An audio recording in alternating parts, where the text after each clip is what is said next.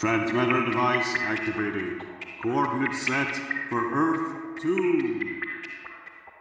Hey everyone, welcome to an incredibly exciting episode of the Earth 2 podcast, your weekly exploration of the DC Comics multiverse and the legacy of their Golden Age characters through the Silver and the Bronze Ages of comics.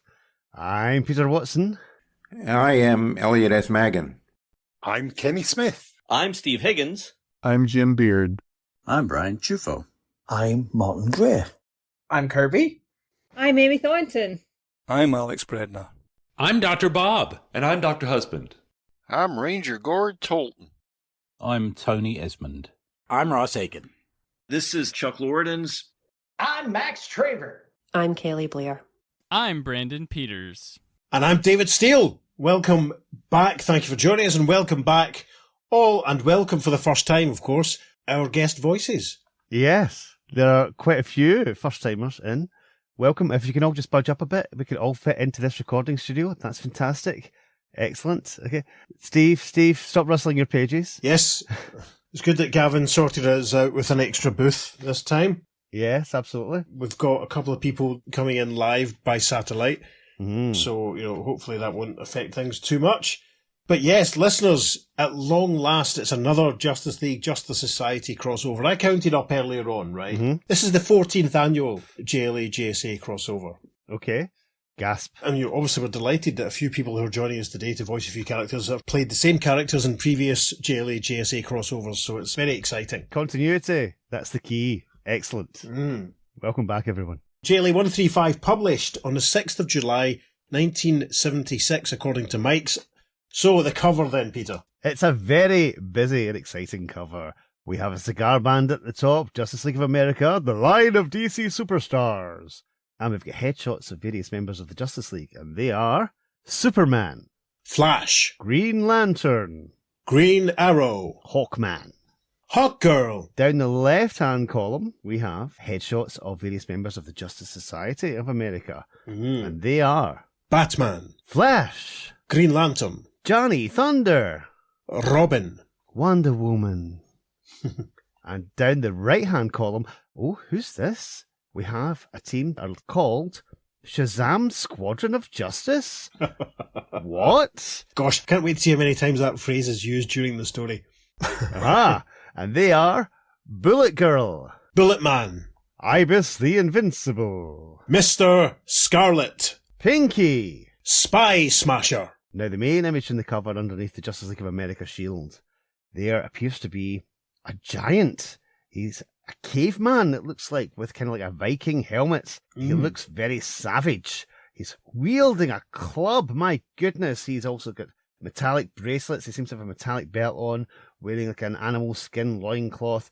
But he does look like an absolute giant. My goodness. He looks like an absolute beast. Yes. And this figure is being attacked by some of the various heroes that we've already mentioned, including Alan Scott Green Lantern, Bullet Girl, Jay Garrick Flash, Batman, Green Arrow, Superman, who is like coming in to actually give him a good old punch in the kisser, it looks like. Yep. Wonder Woman, who has lassoed a skull which appears to be at the top of his Viking-esque helmet. Hawkman, who's flying in, Bullet Man, and Robin. Robin is flying. Wow. Robin is like, perhaps he is just bounced off of a trampette that's just off panel. Do you know what? I think that's more likely than anything else. Now, what strikes me here immediately is that Alan Scott is the one who's in the most danger, because this large, scary, hairy, beastie guy is wielding, as you say, a large wooden club, and Alan is very close. I'd be careful if I was Alan, because he might get lamped by this big club and he'd be out of action immediately, wouldn't he? Exactly, with his vulnerability to wood. Oh my goodness. This is an Ernie Chan cover, and it's very striking. At the bottom, there is a caption that says, "A star-studded spectacular! 18 superheroes from 3 Earths battle the colossal king of the Beastmen. Crisis in eternity." Yes, listeners, as you can probably tell by the scribble down the right-hand side, SHAZAM Squadron of Justice, yes, finally, the Fawcett characters are going to meet up with the DC and National characters. Very, very exciting. Now, we jump into the story. And you might get a bit of deja vu for some of this. We begin, a caption at the top reads, "Presenting the 14th annual team-up of the Justice League of America and the Justice Society of America in Crisis in Eternity. And down the left-hand side of the page, we get the roll call for the members of the JLA who are involved in the story. And how does this compare to the cover? It's slightly different. The roll call goes like this. Flash. Green Arrow. Green Lantern. Hawkman. Superman. And special guest, Hawk Girl. Down the right-hand side, we get the roll call for the Justice Society of America. And this is interesting given what Pete just said about the cover. It kicks off with Batman. The Flash. Green Lantern. Johnny Thunder. Robin. Wonder Woman. And then we get another caption at the bottom of the page which reads, featuring the legendary heroes of Earth S. Bullet Girl. Bullet Man. Ibis the Invincible. Mr. Scarlet. Pinky. Spy Smasher. Yes, the only superhero to be named after a finger. Amazing. And then we get the credits for the issue in another caption box. E. Nelson Bridwell, plot/continuity. Martin Pascoe, words. Dick Dillon and Frank McLaughlin, art. Julius Schwartz, editor. Gosh, I'm exhausted after all of that. And in the middle of this little roll call and all these captions, there's a very interesting image which shows a giant crystal being grasped in an even bigger hand. And he seems to be squeezing the crystal so that it's shattered. Pieces of it are flying off. But we can see that inside the crystal are Batman, Barry Allen Flash, Superman and Wonder Woman. Batman has hurled a batarang which is flying through the ether after having made it out of the crystal. Superman and Wonder Woman appear to be striking it to try and get their way out. What is going on? Will we see a scene just like this at any point in the story? I can't wait to find out. Now, deep breath, listeners. Let's begin. A scroll caption reads, Prologue. Armageddon, minus 24 hours. From an unknown place deep beneath Earth's surface, a chillingly bizarre vessel vaults into deep space, and as it reaches the speed of light, vanishes. Yes, we see a very Star Trek-esque spaceship flying up from the surface of a planet. The front of it glows brightly, and then it disappears in a... But we should point out, in the first panel, that appears to be the moon, so you can all take a drink. We cut to inside the spaceship. Within, a bestial primate, a relic of the distant past, a beast who was a king. For this is a monarch who reigned when man was in his infancy. His feral eyes glint like diamonds formed by hate, and the matted fur upon his back bristles with the thrill of the hunt. Yes, this man with his thick eyebrows and his thick black beard, and as Pete described in the cover, he wears a Viking-style helmet with a skull on top. He has wristbands. He's flying the spaceship, and he seems delighted at what he's achieving, because he laughs. There's a screen in front of him, and we can see golden energy flickering on it, so maybe that's his destination. He gets a close-up in the next panel as the captioning returns. He has come to avenge his vanished race, for he is King Kull, Lord of the Beast Men. The craft's atoms shift and coalesce, and the vessel materializes in a nameless void, the exact center of time and space, where stands the legendary Rock of Eternity. Yes, we see the spaceship materializing with a golden burst, and in front of it is the huge monolith that is the Rock of Eternity. We can see what looks like a structure perched on a ledge on it. And from inside the vehicle, we hear the voice of its pilot, who says, For eons have I planned this moment. No matter, I, from whom all has been stolen, have but one thing left in abundance. Time! And I have used it well, for I have perfected my torpor beam, so that it will slow the molecular motion of the gods themselves. And we see that the spaceship has indeed fired a golden beam towards the Rock of Eternity, and inside the Rock of Eternity we see a group of people, all wearing Greco-Roman style robes, and standing on a raised sort of ledge, for want of a better way to put it. There's 6 women, one of whom has a shield and is carrying a spear, another dressed in blue, a couple of other ones further down also have helmets or headbands, and there's a group of men in front of them who all have the similar sort of Greco-Roman styling. There's one chap who looks very wise, and they've obviously been struck by this bolt of golden energy from King Kull's spaceship. Instantly, the denizens of the palace on the rock find themselves immobilized, with the exception of a certain fleet-of-foot god, Mercury. Yes, we see that one guy's actually managed to rush off. He's escaping. We can see that he's basically just wearing a pair of red trunks, and he has little red boots, obviously with little feet attached, and he's wearing a helmet very like Jay Garrick's. It's an absolute thrill to see him. This is indeed Mercury of the gods, and as he speeds through the blackness of space, he thinks to himself, Lo, an attack from on high! Yon celestial arc smites my brethren with terrible swiftness. But it cannot harm me, for I saw its approach, and I am swifter still. The messenger of the gods goes unnoticed by Kull as... King Kull brings his spaceship into land on the rock, saying, Soon now, the circle will close, and the great reversal, for which I have laboured so long, will occur. Ha ho ha! And the next panel is a sort of rippled effect as it's a flashback narrated by King Kull. Human worms, how swiftly they forget the annihilation of my people at their hands. It has been a few thousand years since. This is actually quite a poignant scene because we see King Kull cradling one of his fellows who's obviously been struck by an arrow. And we can see in the foreground of the panel another one of his tribe who's been hit by an arrow in the back. And standing nearby are a couple of fellows who look a little more like regular humans. One tall, lean, blonde fellow with a bow in his hand. We can see a quiver in his back. He's a companion who has long dark hair. They both seem to be wearing sort of loincloths. And as the blonde guy and his pal look on, King Kull, cradling the body of his fallen friend, says, My people, they're dead. And the blonde guy with the bow and arrow says, Yes, now dawns the age of man. No longer will you torture and subjugate us. We have thrown off the yoke of our oppressor. We return to the present and see King Kull standing with a little electrical gadget in his hand. He's looking up at a big, complicated set of machinery in front of him. There's a glowing crystal to the right. We can see various levers and buttons. And there seems to be something being raised on a robot arm in front of him. He seems to be controlling it. And he's looking at all of this, standing buff and strong and proud, and he says, Thus died my brothers, the race the humans so contemptuously called sub-men. As if I and my kind were somehow beneath Homo sapiens. The reverse was true. It was they who were unfit to live. And let's just again draw focus to this glowing crystal on the right-hand side of the panel.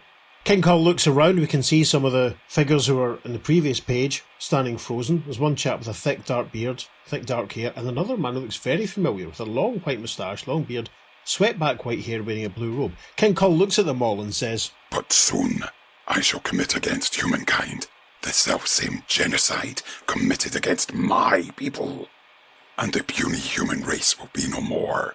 From here, I can destroy the humans on every world. Ha ho ha! Perhaps, Kull. Perhaps not. For if you possess telepathic powers, you might hear the mental SOS of the old wizard known as SHAZAM. Yes, for it's SHAZAM who's the chap, obviously, with the blue robes and the long white moustache and long white hair. The wizard gets a close-up in the next panel as he sort of says telepathically, Hear me, Mercury, it is I, SHAZAM. Let my mind be linked with yours, that I may give you a plan for stopping Kull. Swift as thought itself, Mercury acts upon the ancient's battle plan, vibrating to open a gateway to another dimension. Yeah, vibrating on a spot and he starts to fade out. We turn the page. Chapter 1. Gather ye heroes while ye may. As the intangible curtain between universes parts to admit the swiftest god, let us skip ahead to his destination, Star City on Earth 1, where a certain Emerald Archer and his martially artistic companion are interrupting a train robbery. Yes, we can see the train in the background, and there's three guys in sort of overalls trying to run away from the train, and we see indeed, as the caption indicated, Green Arrow and Black Canary. Green Arrow firing an arrow at one of the goons, knocking him over, as he says, A present from me to you, creeps. My latest invention, the Billy Club arrow. And I use it better than Bumper Morgan. And as Canary drops into action, she says, Funny, Green Arrow, you don't look like the Blue Knight. Dinah drops almost to her back and kicks out at two of the goons, colliding with her, as she says, Sorry about that. I guess you might say I have a defeatist attitude. Ouch! Let Canary leave the puns to Robin and... Huh? He stops because a hand has appeared on his shoulder. Baldy spins around, saying, Attacking from behind, huh? And then we see that it's Mercury, who replies, Desist, mortal! I am not a criminal. I am he whose like thou hast never seen. I come to ask thine assistance. Bird Lady, did you send out to Central Casting for reinforcements? I shall ignore thine insolence. We require thy skill. The fate of eternity hangs in the balance. We will have thy cooperation, willingly or otherwise. Just one mother-loving minute, Buster. But Ollie pauses because Mercury has started to vibrate. Hey, stop that. Exactly 2 seconds later... Black Canary deals with a final train robber, flipping him over her head, smashing him onto the ground. There. So much for the train heist. Now maybe Oliver and I can. And she turns around, looking for her, Oliver, but there's nothing there. Green Arrow? What happened? Where'd you go? And we cut to elsewhere, Mercury with his hand still on Green Arrow's shoulder, as Green Arrow says, I'm not letting some nut jiggle my liver loose while Oh, my ever-loving mind. How did you do that? A simple task. For Mercury, who but the patron of thieves could steal a hero from the midst of battle? And we see that Superman, Barry Allen the Flash, Green Lantern Hal Jordan, Hawkman and Hawkgirl are all present. Later, on Earth 2... That's right, Earth 2. A parallel world similar to our own, occupying the same time stream and physical space as Earth 1, but existing at a different vibratory speed. Similar, but with subtle differences, as a look at that world's Batman and Robin will attest. Yes, we see an old-school Batmobile speeding along, with Batman and Robin driving. But Robin doesn't look quite like the Dick Grayson we met in Batman Family a few weeks ago. He's a different uniform for a start, and Batman looks, dare I say it, a little older. Robin is saying, Glad you decided to chuck the retirement number long enough to make the awards ceremony tonight, Batman. It's my first public honor since working as a single. Listen, Robin, if you can find the time with a UN delegate's job to hold down, plus working with that newly formed super squad, the least I can do is come out of mothballs for one night. And we're led to another caption by an asterisk that reads, What do you mean you're confused? You haven't been reading the new All-Star? Shame on you, editor. Or indeed, if you've been listening to the episodes of this podcast, you'll know exactly who the Super Squad are. And suddenly, behind our two Cape Crusaders, there's a golden flash of energy, and some very familiar faces appear. One chap in a red shirt with a lightning bolt in the front, wearing a helmet very much like Mercury's, says, Greetings. Mind if we drop in? And Batman, who should have had his eyes on the road, exclaims, Huh? Flash? Green Lantern? Johnny Thunder and Wonder Woman? To which Robin says, We're not alone in here. Now there's a brilliant observation, replies Batman, very sarcastically, as Johnny Thunder leans forward and says, Take a look at your Batmobile's hood for a real surprise. And our perspective shifts, and we see Mercury's running alongside the Batmobile with his hand on the front of the car, as Robin says, That guy running alongside, he's as fast as you, Flash. What's he doing to our car? And then the Flash chips in with, Just making a few necessary alterations in the motor, because, you see, we're taking a little trip. And then we see in the next panel, the Batmobile is flying through space, still with its headlights in full beam, I hasten to add. Robin speaks for us all when he says, What the heck's going on here? And J Flash replies, saying, Relax, Robin. Mercury filled me in. I'll explain everything. We cut back to the villain of the piece, to King Kull, who's looking into this crystal that we saw in his machinery, and we can see an image of the Batmobile within it. Aha! He is saying, Ha ho ha! A score as old as time itself must be settled on a far greater scale than one mere planet. So I shall obliterate humankind utterly, starting with 3 worlds. Earth 1, Earth 2, and Earth S. Earth S? Indeed, for, as the theory goes, there may be worlds upon worlds occupying our crowded little space, all vibrating at different speeds, coexisting. We take you now to a tract house in a suburb of the New York City of Earth S. And we see a gentleman in a turban and a very smart black suit, standing with a raven-haired lady with a long purple dress, and he's gesturing using some kind of wand which he has in his hand. And we see what looks like a very fashionable contemporary modern living room, just sort of floating down towards a house. Fantastic. This gentleman with the turban speaks and says, Ibistic. Transport our belongings to our new quarters. And then we see him from the front. We see that he's very smart indeed, with proper shirt and tie, gesturing with his wand, which is a weird little shape at the top. The rather unorthodox moving man is Ibis, the Invincible, Master Magician.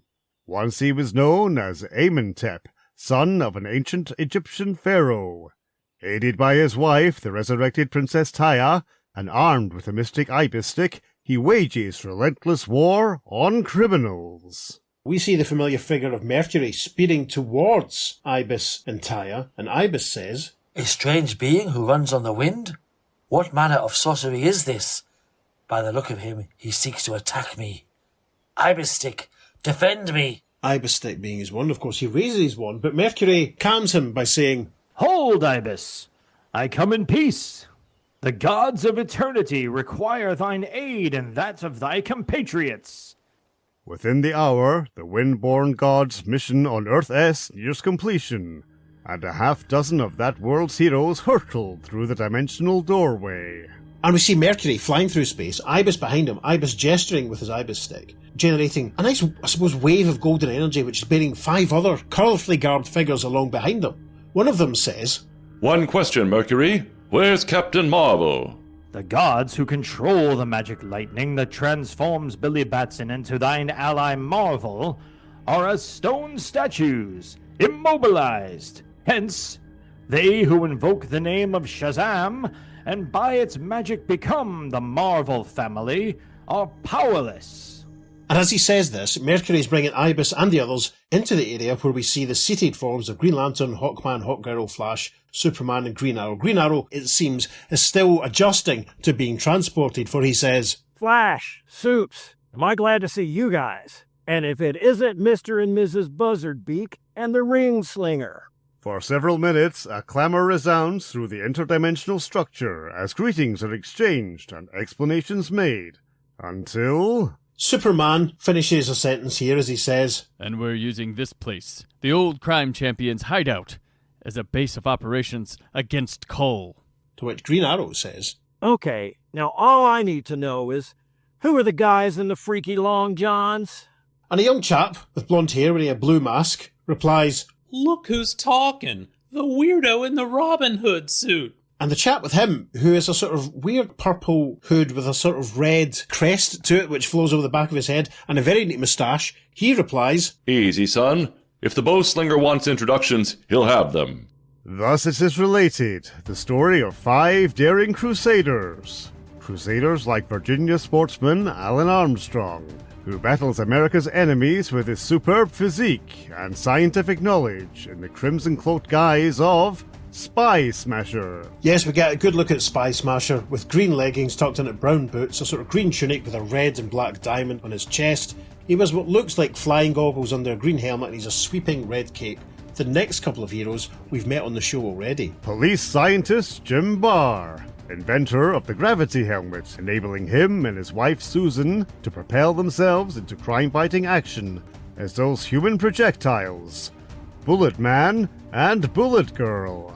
And a quick reminder, they both wear red tops, yellow leggings, and they have those very distinctive bullet-style helmets. And celebrated attorney Brian Butler and his adopted son, who pit their acrobatic skills against evil as Mr. Scarlet and Pinky the Whiz Kids. Yes, they wear very similar red all-in-one body stockings, yellow belts with little pouches and pockets on them. They both have blue capes with yellow linings, and Mr. Scarlet, as I say, has this weird sort of red V crest sweeping back on his mask. Pinky wears a sort of blue cowl that covers his face but leaves his blonde hair free on top. And so, as has been done many times in the past, teams are chosen from the group and battle lines are drawn. And as 3 squads of superheroes depart for 3 respective Earths to combat Kull's evil handiwork there, Mercury is just about to leave when Johnny Thunder stops him and says, Just a doggone minute there, Merc. You left out the smartest, most dynamic, not to mention handsomest hero of the bunch, namely, me. Ah, yes, the humble one. John Thunder, thou art not forgotten. Thou hast been chosen for a special mission to carry out alone. On that tasty tidbit, we segue without further ado into Chapter 2. Crisis on a Lost Continent. Oh, that's an Edgar Rice Burroughs reference. The Atlantic Ocean. Man's first glimmer of existence was spawned in just such a crystal blue sea. If that's also true for this Earth 2 counterpart, the valiant figures which soar above it can only wonder if those dim beginnings predated a civilization which shares the water's name. Yes, we see Wonder Woman, this is the Wonder Woman of Earth 2, remember, Wonder Woman's invisible jet, and Superman flying overhead, and there's another, shall we say, Quinjet knockoff flying along beside them. We can see below them a very picturesque cliff edge scene with some Greco-Roman style buildings built upon them. Superman looks at all this, takes it all in and says, "That looks like Atlantis over there." "You know it, Superman?" "Yes. It's very much like the one on my world.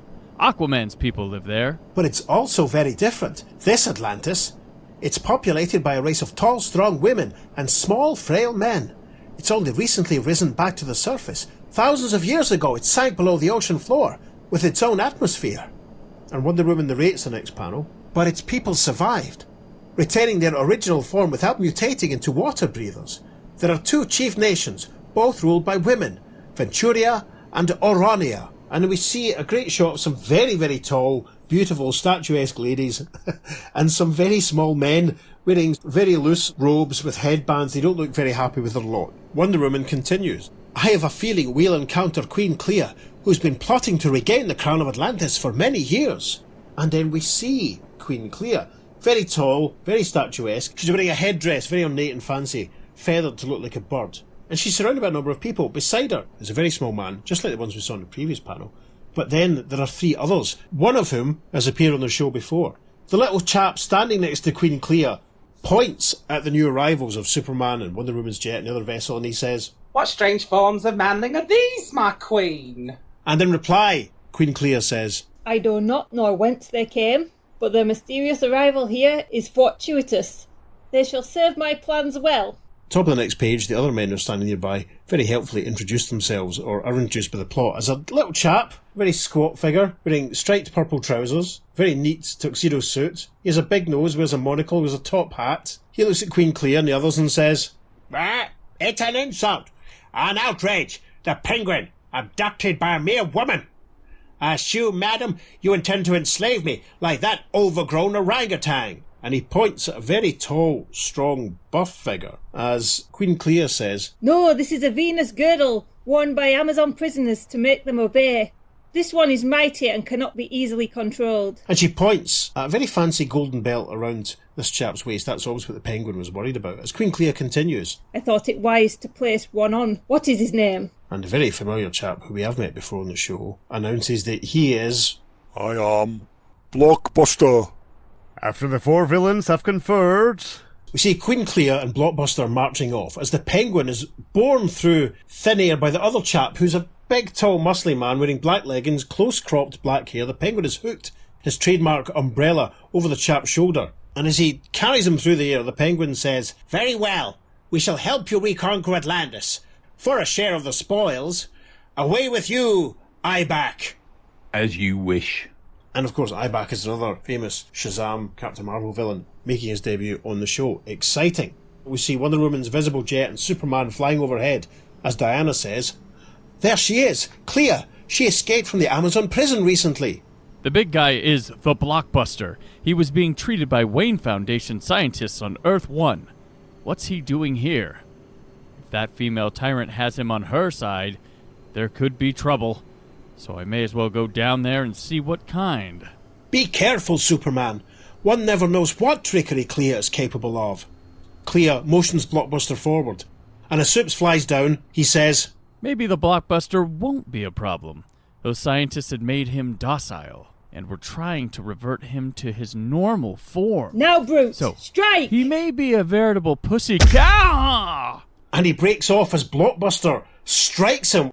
And Supes recoils. Oh my goodness. He's down on the ground in the first panel of the next page as he thinks, let's hear it for the overconfident hero in the bright red cape. I let that quasi-human gorilla take me by surprise. And Blockbuster hasn't come out too well from it either, listeners. We see his hand smarting as he rubs it and says, "Oh, hand hurts. Hand hurts bad." Supes leaps into action, thinking, Fortunately, Blockbuster has all the smarts of a nearsighted armadillo. And he then kicks Blockbuster square in the face with a... Unseen by Soups, Clea is walking towards him as Soups' thoughts continue. He hasn't enough sense to dodge a blow when he sees it coming. And then he says out loud, giving me the chance to become my slave, manling. Ha ha ha! And with she fastens another golden girdle around Superman's waist. We see Wonder Woman bringing the invisible jet into land as she says, "Plane, dive at landing speed." And Clea, seeing this, gestures towards Superman and Blockbuster and says, "Lo, mine enemy, the costumed Amazon! Quickly, my servants! Destroy her!" Instantly, the brute-like Blockbuster charges the Amazon princess. But the Man of Steel struggles against the influence of the Venus Girdle with every ounce of his superhuman will. Yes, we see Blockbuster lunging towards Diana as Soups wrestles with himself, almost. Wonder Woman starts to spin a lasso as Superman says, "Must resist this thing." Blockbuster looms over Wonder Woman, but she manages to lasso him and she says, "Blockbuster, remove the Venus Girdle from Superman." Stopped short by the Amazon's magic lasso and powerless to resist her commands, the giant seems to tremble slightly. A gauzy film momentarily clouds his eyes, and then he lunges towards Superman, grabbing at his waist, trying to rip the girdle away, but Blockbuster is restrained by Big Blue. Blockbuster saying, "Oh, belt no good. Belt come off now." Soup says, "Sorry, pal. You got it figured all wrong. You got in one shot, but that's all. Because you see, I'm Superman. And nobody takes Superman. Got that? Nobody!" And with he punches Blockbuster, sending him flying back into the nearby rocks. He then turns towards Wonder Woman, struggling to fight off the influence of Queen Clea. He says, "Can't fight the impulse any longer, Wonder Woman. I'm going to attack you." "Not if I have anything to say about it. Superman, stop!" Instantly, the Man of Tomorrow freezes in his tracks, and yes, he's completely frozen, almost like a statue. Queen Clea can't believe it. She cries, "No, no, it is not possible! I planned so carefully!" "Perhaps you did, Clea," says Wonder Woman, leaping forwards. "I just suppose what they say about the best-laid plans of mice and men applies equally well to psychotic queens, and with an uppercut and a..." She punches Queen Clea on the jaw. She drops like a stone. Presently, "You'll be all right then, Superman," says Wonder Woman as we see Clark removing the belt from around his waist. "I'm fine." I can't believe how stupid Clea was, overlooking the fact that anyone can command obedience of a person wearing a Venus girdle. In order to counteract Clea's command, all I had to do was speak up. Soups moves towards Blockbuster. We really get a good sense of the scale of Blockbuster here. Soups is dwarfed by him. And we see the Man of Steel unfastening the girdle from around Blockbuster's waist, as he says, "I can only assume that the Blockbuster's presence here is somehow Kull's doing. But I still don't understand what defeating this Clea character has to do with saving the human race of Earth 2. Then we cut to a shot of King Kull, his face manically lit up by the bright light from the crystal, which shows an image of Wonder Woman and Superman, as King Kull looks on and says, "Of course you don't, Superman. And you won't either, until you see the full fruit of Clea's labours on my behalf. The device IBAC and the Penguin are now constructing, but by then, it will be too late. Ha ho ha! At that moment, elsewhere on the continent... Yes, we're back with IBAC and the Penguin. We see IBAC in the background, struggling to screw a large part of equipment into a weird sort of device, which is a sort of golden funnel at the top of it. The Penguin is in the foreground of the panel, looking at plans and blueprints. As IBAC straightens up, he says, "It is finished now, with this last piece in place, yes?" According to these blueprints, my barbaric bohemian, you're indeed correct. With the influence of this devilish device, our curvaceous comrade Clea will regain her throne. Whack, whack. Perhaps unseen by Penguin and IBAC, we see the little Quinjet, which was kicking about earlier in the story, coming down to land behind them. Penguin is monologuing away nicely as he says, "Though it is of no concern to your bird-sized brain, I cannot help but wonder just what this great gizmo is and how it will affect the coup d'etat that, suffering swallowtails, that craft approaching. Methinks it's the gendarmes. Activate the equipment." And we see Penguin flipping a lever on the machine as The eyeback clocks the vehicle that's coming into land and identifies it, saying, "It's the gyro sub." And a couple of very familiar figures in green emerge from the gyro sub, with the penguin saying, "Quack!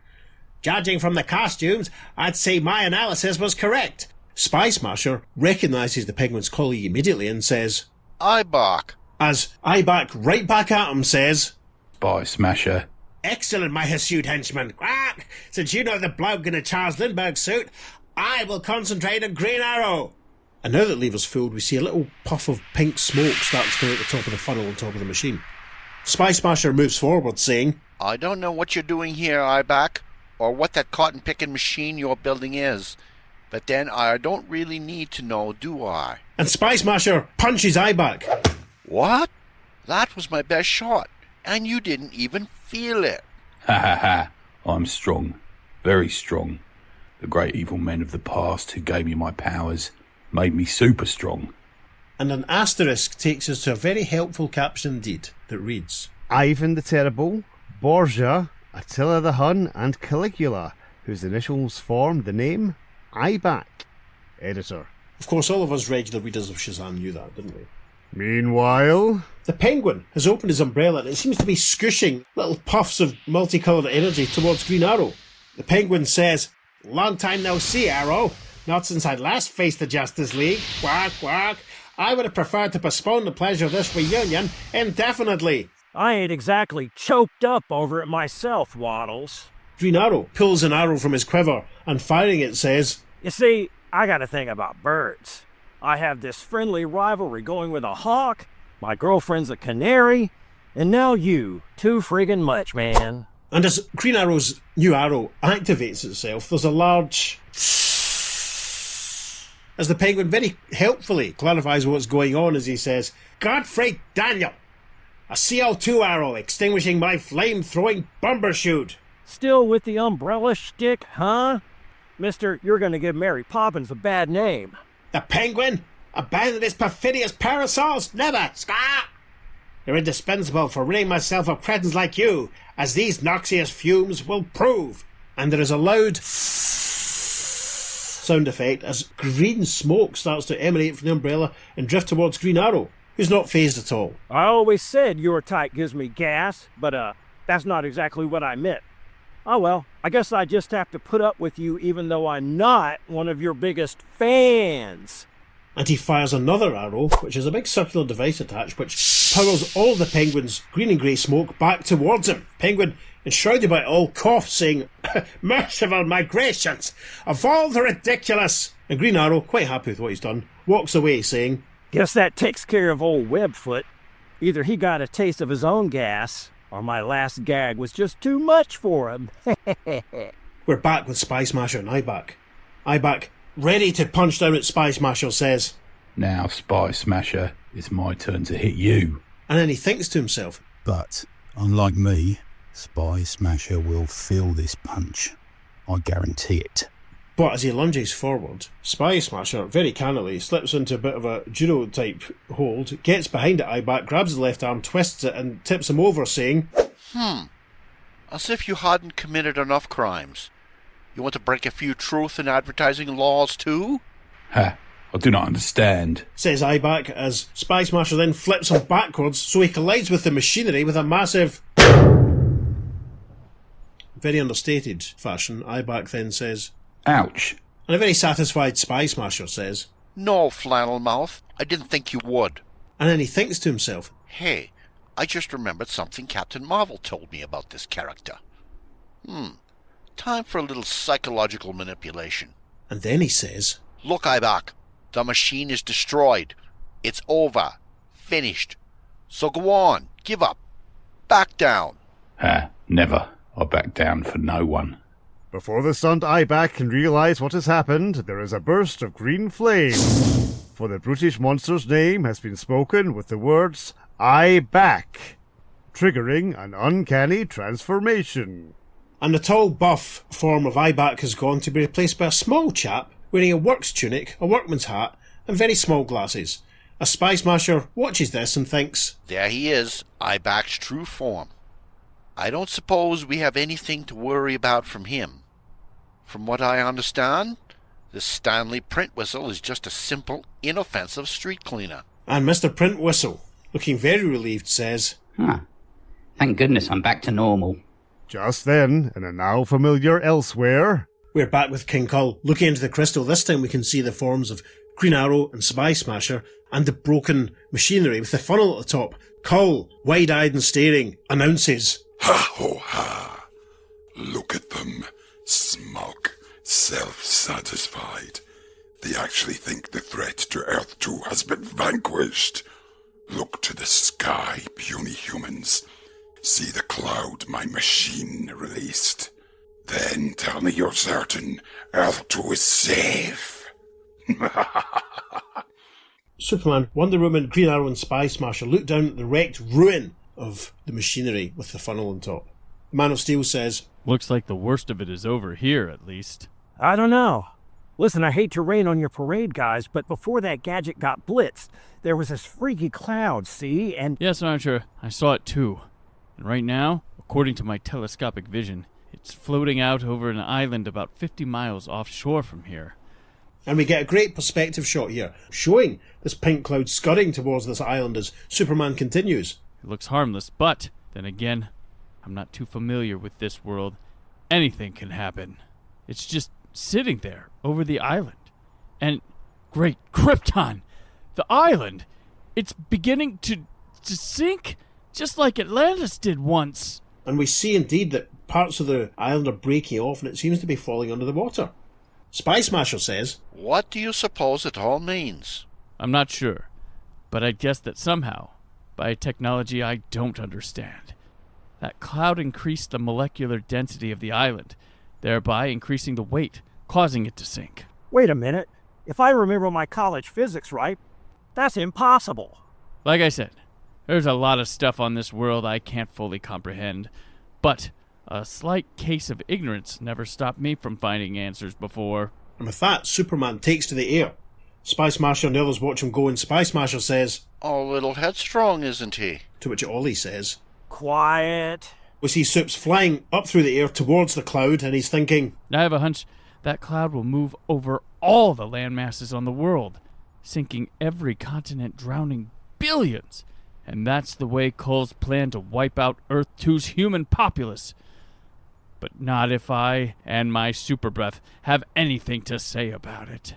And we see him exhaling with force. There is a sound like an SST shattering the sound barrier, as a mighty exhalation blasts from the Man of Steel's lungs. Yes, he gets a close-up for effect as he thinks, Gotta make this one colder than ever before. The blast hits the cloud. It begins to condense, to shrink, until where once it hovered an ominous deadly gas is now a jagged block of harmless ice, which promptly gets the proverbial heave-ho. Yep, it's almost that we're continuing Superman's thoughts as he throws the lump of ice up into space as he thinks, into that passing comet's head. And wow, what a fireworks display. As we see the ice collide with the comet and bursting in a radiating glow of orange and pink and yellow. Beautiful. And back at Atlantis... Yes, we see Green Arrow and Spy Smasher and Wonder Woman all of a sudden looking very unsteady on their feet, as Green Arrow says, Hey, am I just nervous, or is this place shaking? Yes. Yes, what? Yes, Arrow, the ground is shaking. It's an earthquake. That's what I figured. An earthquake. And we see them all shaking, along with the ruins of the machinery which caused all that trouble. It's shaking as well. But then, helpfully, within minutes, we see the island start to sink back into the water. And in the air, the gyro sub, Wonder Woman's invisible jet, and a certain Man of Steel. From inside the gyro sub, we hear Green Arrow saying, Well, Spy Smasher, I guess Atlantis' return to the surface was only temporary. Yeah, Arrow, I guess you could say that. And Superman says, It's returning to its former position beneath the ocean floor. All the Atlanteans will survive in the air of their subterranean world. There's nothing I need to do to help them. And it's the final panel of the story that's crept right up on me. We see King Kull looking into the crystal. We see the gyro sub, Wonder Woman's plane, and Superman flying. As King Kull says, Blast those human worms. They discovered my denser cloud in time. They've cheated me of 1/3 of my revenge, and for that they'll pay dearly. For now, I shall see that Earth 1 and Earth S die more horribly than humankind's worst nightmares of hell itself. And a closing caption reads, The score so far, Heroes 1, Kull 0. But that may change next issue when 8 heroes face a startling Crisis on Earth S. On sale the second week in August. Oh my goodness, listeners, you will not have to wait until the second week of August, because part 2 in issue 136 of JLA will follow next week. Isn't that right, Peter? Most certainly shall, yes. And as usual, as we do for these episodes, we're not going to do any analysis or reader reaction from the time. Instead, we're going to cut it off there, and we'll do a special wrap-up episode where we cover all 3 issues. How exciting. Listeners, thank you for joining us. Thank you to all of our guest voices for this issue. This is already a golden wrap for a couple of people. It certainly is. Mm-hmm. Thank you, Kelly. Make sure you're tuning into Metro Stop Podcast, please, everyone. Listeners, in the meantime, Peter, if everyone wanted to share their thoughts in advance of our wrap-up episode, what could they do about it? You could write to us at theearth2podcast@gmail.com. Make sure you follow us on social media, because we're putting up some lovely bonus material for this and indeed every episode. On Facebook, Instagram and Blue Sky, we're at the Earth 2 Podcast, and on Twitter, we're at podcast_Earth2. And it is, of course, the number 2 for all of our socials. It certainly is.